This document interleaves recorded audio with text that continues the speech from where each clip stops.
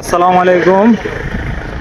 আমাদের camp commander স্যারের নেতৃত্বে বিশেষ অভিযান পরিচালনা করে আমড়াখালী থেকে একটু আমড়াতলি বাজারে একটা স্যারের ইনফরমেশনে আমরা আসি। এসআইবি কমান্ডার সরকার একটা গাড়ি আটক করা হয়। গাড়ি আটককৃত গাড়ির মধ্যে ভারতীয় অ্যাম্পল, যেটা ইঞ্জেকশন মাদকদ্রব্য হিসাবে পাওয়া যায়, সেটা জব্দ করি।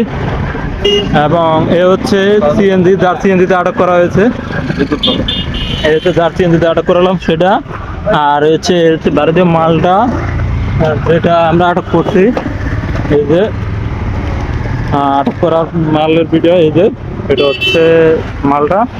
আর গাড়িতে 3জন যাত্রী ছিল, 4জন ছিল। যে গাড়ির মালিক, মালের মালিক, সে বাইকে গেছে। আর হচ্ছে 3জন যাত্রী যারা স্টুডেন্ট পরিচয় দিচ্ছে আমাদের কাছে।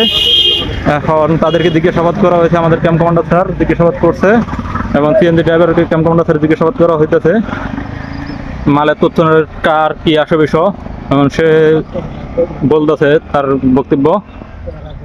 আর এই যে আমাদের এসআইবি কমান্ডার আছে, যাদের তত্ত্বাবধানে এই মালটা আটক করা হয়েছে, এই যে আমাদের মহিউদ্দিন স্টাফ, সাইফুল ভাই, সবাই মিলে চেষ্টার অবদানে আজকে এই মালটা আটক করা হয়েছে। এই যে যার সিএনজির কোনো নাম্বার প্লেটও নাই।